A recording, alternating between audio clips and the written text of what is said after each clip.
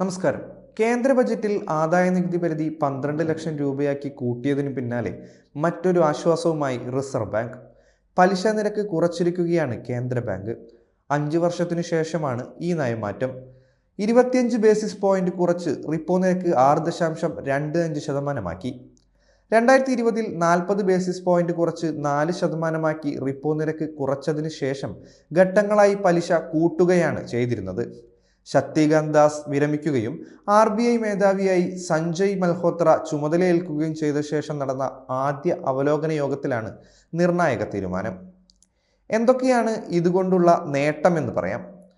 Reserve ബാങ്കിന്റെ ധനനയ അവലോകനത്തിന് ശേഷമാണ് പുതിയ പലിശ നിരക്ക് സംബന്ധിച്ച് പ്രഖ്യാപനമുണ്ടായത്. നിലവിലെ സാമ്പത്തിക കെട്ടുറപ്പ് പരിശോധിച്ചാണ് നിരക്കിൽ സാധാരണ മാറ്റം വരുത്തുക. റിപ്പോ നിരക്ക് 25 ബേസിസ് പോയിന്റ് കുറച്ചതോടെ വിപണിയിൽ പണലഭ്യത കൂടും. വാണിജ്യ ബാങ്കുകൾക്ക് വായ്പ നൽകുമ്പോൾ RBI ഈടാക്കുന്ന പലിശയാണ് റിപ്പോ നിരക്ക്. വിപണിയെ സജീവമാക്കാൻ സഹായിക്കുന്നതാണ് RBIയുടെ പുതിയ തീരുമാനം. ഈ മാസം 1-ന് അവതരിപ്പിച്ച കേന്ദ്ര ബജറ്റിലും വിപണിയെ ചലിപ്പിക്കാൻ പര്യാപ്തമായ പ്രഖ്യാപനങ്ങൾ ഉണ്ടായിരുന്നു. ആദായ നികുതി നിരക്ക് 12 ലക്ഷമാക്കി ഉയർത്തിയത് ഇതിൽ പ്രധാനമായിരുന്നു. അടുത്തിടെ cash reserve ratio 50 basis point കുറച്ചിരുന്നു. ബാങ്കിംഗ് മേഖലയ്ക്ക് കൂടുതൽ പണം ലഭിക്കുന്നതായിരുന്നു ഈ തീരുമാനം. ഇപ്പോൾ റിപ്പോ നിരക്ക് കൂടി കുറച്ചതോടെ വിപണി കൂടുതൽ സജീവമാകുമെന്ന് കരുതാം. പണപ്പെരുപ്പ നിരക്ക് ഭീഷണിയില്ലാത്ത തോതിൽ നിൽക്കുന്നതും റിപ്പോ നിരക്ക് കുറയ്ക്കാൻ കാരണമായി. വരുന്ന അവലോകന യോഗത്തിലും റിപ്പോ നിരക്ക് കുറയ്ക്കാനാണ് സാധ്യത എന്ന് സാമ്പത്തിക വിദഗ്ധർ പറയുന്നു. ഭവന വായ്പ, വാഹന വായ്പ എന്നിവ എടുത്തവർക്ക് പലിശ നിരക്ക് കുറച്ചത് ആശ്വാസകരമാണ്. വാഹന വിപണി കൂടുതൽ സജീവമാകാനും ഇത് കാരണമായേക്കും. റിയൽ എസ്റ്റേറ്റ് രംഗവും കൂടുതൽ സജീവമാകുമെന്നാണ് പ്രതീക്ഷ. അടുത്ത സാമ്പത്തിക വർഷത്തേക്കുള്ള വളർച്ചാ നിരക്ക് 6.7% RBI കാണുന്നത്.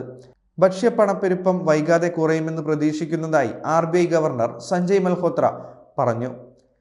നടപ്പ് സാമ്പത്തിക വർഷത്തെ പണപ്പെരുപ്പ നിരക്ക് 4.8%, അടുത്ത സാമ്പത്തിക വർഷത്തേക്ക് 4.2% പ്രതീക്ഷിക്കുന്നത്. അതേസമയം സംസ്ഥാനത്ത് ഭൂനികുതി കുത്തനെ കൂട്ടി ബജറ്റ് പ്രഖ്യാപനം വന്നിരിക്കുകയാണ്.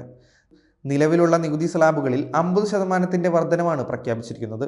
അടിസ്ഥാന നികുതി ഏറ്റവും കുറഞ്ഞ സ്ലാബ് നിരക്കായ ഒരു ആറിന്, അതായത് 2.47 സെന്റിന് 5 രൂപ എന്നുള്ളത് 7.5 രൂപയായി മാറും. ഉയർന്ന സ്ലാബ് നിരക്കായ ഒരു ആറിന് 30 രൂപ എന്നുള്ളത് 45 രൂപയും ആയി മാറും.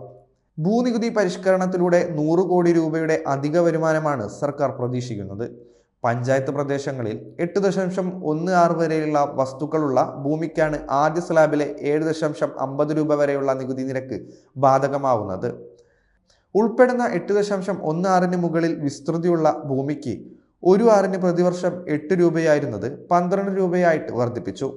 മുനിസിപ്പൽ കൗൺസിൽ പ്രദേശങ്ങളിൽ 2.436 വരെയുള്ള ഭൂമിക്ക് 10 രൂപ നിരക്കിലായിരുന്നത് ഇനി മുതൽ 15 രൂപ നിരക്കിലായിരിക്കും നികുതി. 2.436-ന് മുകളിലുള്ള ഭൂമിക്ക് 15 രൂപയായിരുന്നത് ഇനി മുതൽ 22.50 രൂപ നിരക്കിലായിരിക്കും. മുനിസിപ്പൽ കൗൺസിൽ പ്രദേശങ്ങളിൽ 2.436 വരെയുള്ള ഭൂമിക്ക് 10 രൂപ നിരക്കായിരുന്നത് ഇനി മുതൽ 15 രൂപയായിരിക്കും നികുതി. 2.436-ന് മുകളിലുള്ള ഭൂമി 15 രൂപയിലായിരുന്നത് ഇനി മുതൽ 22.50 രൂപ നിരക്കിലായിരിക്കും.